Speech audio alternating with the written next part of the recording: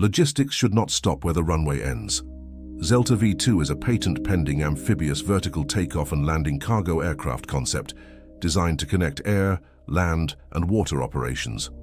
Designed around a targeted payload capacity of 100 kilograms, V2 combines vertical access with extended-range mission capability. Its intended applications include humanitarian response, coastal resupply, remote community support, emergency logistics, and time-critical cargo delivery. An AI-assisted autonomy layer is being developed to support mission planning, sensor fusion, obstacle awareness, route optimization, and predictive system health monitoring.